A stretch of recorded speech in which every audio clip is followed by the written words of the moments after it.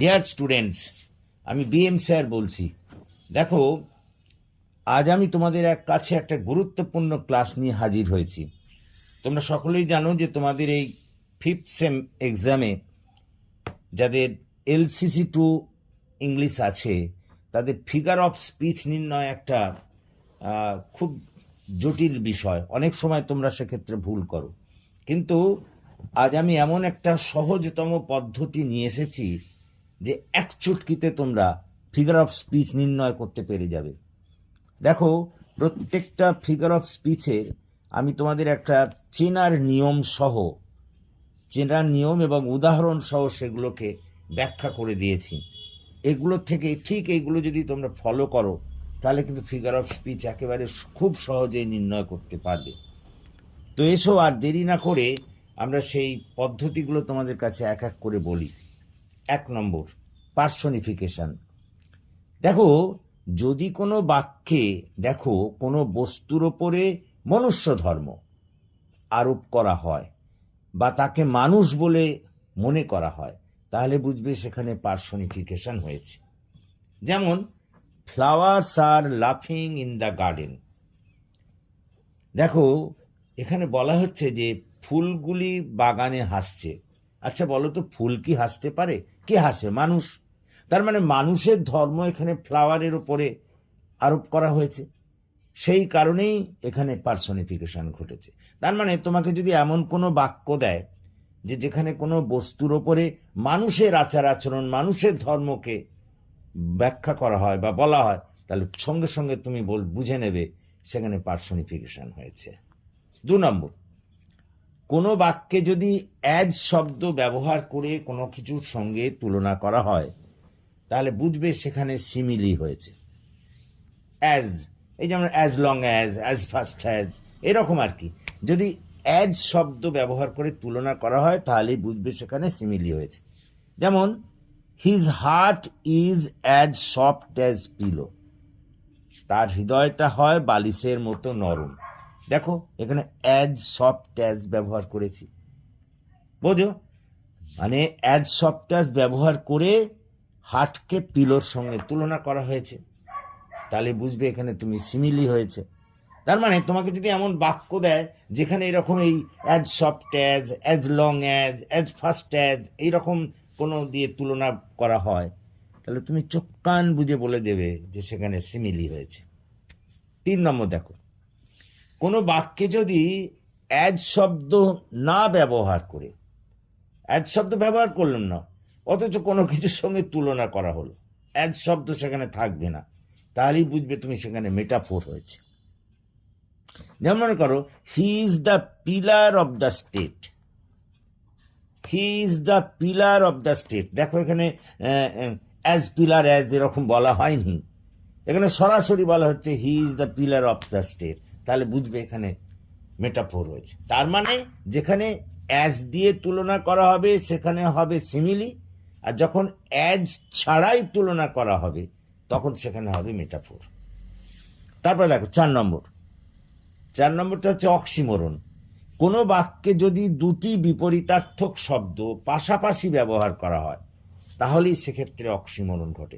দুটো বিপরীত শব্দ তারা পাশাপাশি বসবে, তাহলেই বুঝবে সেখানে অক্সিমোরন। দেখো, আমি একটা উদাহরণ দিয়েছি, he is a wise full. Wise মানে জ্ঞানী, ফুল মানে বোকা। দুটো বিপরীত শব্দ দেখো পাশাপাশি বসেছে, একদম পাশাপাশি। তার মানে কোনো বাক্যে তোমার যদি দুটো বিপরীতার্থক শব্দ পাশাপাশি বসে, তুমি চোখ কান বুঝে বলবে যে সেখানে কিন্তু অক্সিমোরন ঘটেছে। তারপরে দেখো অ্যান্টিথিসিস। এখানেও কিন্তু ওই বিপরীতার্থক শব্দ আছে, একটু ভালো করে শোনো। কোনো বাক্যে যদি দুটি বিপরীতার্থক শব্দ পাশাপাশি না বসে একটু দূরে বসে, বুঝো? আগেরটাতে বললাম বিপরীতার্থক শব্দ দুটো পাশাপাশি বসবে, এখানেও একই বাক্যে দুটি বিপরীতার্থক শব্দ থাকবে, কিন্তু তারা পাশাপাশি বসবে না, একটু দূরে বসবে, তাহলেই তুমি বুঝবে যে সেখানে কিন্তু অ্যান্টিথিসিস ঘটেছে। আমি একটা উদাহরণ দিয়েছি, দেখো, art is long but life is short. দেখো, এখানে লং আর শর্ট দুটো কিন্তু বিপরীতার্থক শব্দ, কিন্তু দেখো লং আর শর্টের মধ্যে একটা দূরত্ব আছে, তাই নাকি?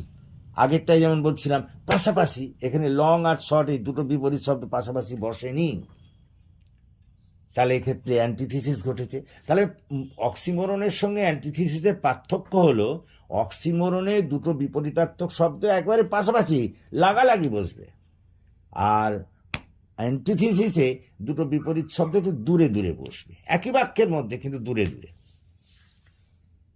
এরপরে দেখো অ্যালিটারেশন। কোনো বাক্যে যদি কোনো একটা বর্ণ বারবার ব্যবহৃত হয়, একটা বর্ণ বারবার ব্যবহৃত হয়, তাহলে বুঝবে সেখানে অ্যালিটারেশন ঘটেছে। দেখো এখানে আমি একটা উদাহরণ দিচ্ছি, Betty Botter bought some butter but the butter was bitter. লক্ষ্য করো বেটি বটার, এখানে বি শব্দটা গুনে ফেলো তো, দেখো বেটি বি, বটারের বি, বট বি, দেখো কতগুলো, এখানে 7 বার বি ব্যবহৃত হয়েছে। সেই জন্যই তো বলছি একটা বর্ণ যদি দেখো কোনো বাক্য তোমাকে এমন দিয়েছে একটা বর্ণ বারবার সেখানে ব্যবহৃত হয়েছে, তাহলে তুমি বলবে সেখানে অ্যালিটারেশন ঘটেছে। এখানে যেমন বি বর্ণটা বারবার ব্যবহৃত হওয়ার জন্য দেখো সেখানে অ্যালিটারেশন হয়েছে। তারপরে দেখো পেরিফ্রেসিস। যদি কোনো বাক্যে একটি শব্দকে বিস্তারিতভাবে বর্ণনা করা হয় তাহলে বুঝতে হবে সেখানে পেরিফ্রেসিস ঘটেছে। একটা শব্দ দিয়েই যেখানে কাজ চলে যায়, সেই শব্দটাকে যদি ভেঙে বলা হয় তাহলে বুঝবে সেখানে পেরিফ্রেসিস হয়েছে। যেমন করো she is the mother of my father. আচ্ছা বলো তো, এই যে মাদার অফ মাই ফাদার, আমার বাবার মা, তার মানে তো গ্র্যান্ড মাদার। আরে বাবা, গ্র্যান্ড মাদার লিখলেই তো ফুরিয়ে যেত, কিন্তু গ্র্যান্ড মাদার না লিখে তাকে ভেঙে বলা হচ্ছে মাদার অফ মাই ফাদার। তার মানে যখনই কোনো শব্দকে এরকম ভেঙে বিস্তারিতভাবে বলা হবে তাহলেই তখন বুঝবে যে সেখানে পেরিফ্রেসিস ঘটেছে। তোমাকে যদি এরকম একটা বাক্য দেয় যেখানে এরকম একটা শব্দ এক কথায় বলা যায় কিন্তু সেটাকে ভেঙে বলেছে, তাহলে তখন তুমি বুঝবে সেখানে পেরিফ্রেসিস হয়েছে। তারপর দেখো ইউফেমিজম। দেখো কোনো বাক্যে কোনো শ্রুতিকটু বা খারাপ শব্দের পরিবর্তে যদি শ্রুতিমধুর বা ভালো শব্দ ব্যবহার করা হয় তাহলে সেখানে ইউফেমিজম ঘটেছে বলা হয়। কথাটা বোঝো যে অর্থ একই, কিন্তু শ্রুতিকটু শব্দ থাকার না দেখে সেখানে আমরা শ্রুতিমধুর শব্দ ব্যবহার করব। যেমন করো he has passed away. He has passed away, actually passed away মানে ডায়েড, মারা গেছে। তো মারা গেছে একটা দুঃখদায়ক কথা, আমরা সেটাকে না বলে বললাম হি হ্যাজ পাসড অ্যাওয়ে। অর্থটা তো একই রইল, কিন্তু তার একটা ওই শ্রুতিমধুর, অর্থাৎ খারাপ শব্দের পরিবর্তে যখন কোনো বাক্যে ভালো শব্দকে ব্যবহার করা হবে তখনই বুঝবে সেখানে ইউফেমিজম ঘটেছে। এখানে যেমন দেখো, আমি তো বলতেই পারতাম হি হ্যাজ ডায়েড, ডায়েড না বলে এখানে পাসড অ্যাওয়ে বললাম, তার মানে শ্রুতিমধুর শব্দ ব্যবহার করলাম। তাহলে তোমাদের যদি কোনো বাক্যে এরকম দেয় যে যেখানে শ্রুতিমধুর শব্দ ব্যবহৃত হয়েছে শ্রুতিকটু শব্দের জায়গায়, তাহলে তুমি বুঝে নেবে সেখানে ইউফেমিজম ঘটেছে। পরেরটা দেখো অ্যাপোস্ট্রফ। কোনো বাক্যে যদি বক্তা বা লেখক এমন কিছুকে নির্দেশ করে যার কোনো অস্তিত্ব নেই বা যার জীবন্ত নয় বা অসার, বোঝো, বক্তা বা লেখক এমন কিছু একটাকে বলছে যার কোনো জীবন নেই, যে অসার, তাহলে সেক্ষেত্রে অ্যাপোস্ট্রফ ঘটেছে। মানে এখানে বলতে হবে, সম্বোধন করতে হবে যেন, অবশ্যই। যেমন মনে করো O justice where have you departed, বলছে ও ন্যায়, ন্যায় ধর্ম তুমি কোথায় চলে গেছো। আচ্ছা ন্যায় ধর্ম সে কি মানুষ যে তাকে তুমি জাস্টিস, ও জাস্টিস বলে সম্বোধন করছো? তাহলে এখানে নিশ্চিতভাবে অ্যাপোস্ট্রফ ঘটেছে। এখন তোমরা আমাকে প্রশ্ন করতে পারো, স্যার পার্সনিফিকেশনের সঙ্গে পার্থক্য কোথায়? পার্সনিফিকেশনেও তো জড়বস্তুর জায়গায় প্রাণধর্ম বা মানুষ ধর্ম আরোপ করা হয়। দেখো সেখানে সম্বোধন করার কথা ছিল না। পার্সনিফিকেশনে জড়বস্তুর ওপরে মানুষের ধর্ম হবে আরোপ করা, কিন্তু সেখানে কোনো সম্বোধন ছিল না।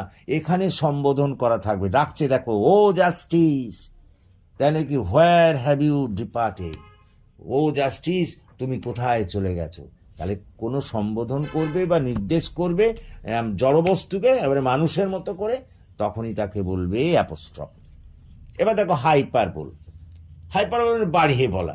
বাক্যের মধ্যে দিয়ে যদি কোনো বক্তব্যকে বাড়িয়ে বা অতিরঞ্জিত করে প্রকাশ করা হয় তাহলে সেক্ষেত্রে হাইপারবোল ঘটে। কোনো একটা বাক্যে কোনো একটা জিনিসকে তুমি যদি বাড়িয়ে বলো তাহলেই বুঝবে সেখানে হাইপারবোল হচ্ছে। যেমন করো, I told you million of times, আমি তোমাকে লক্ষবার বলেছি।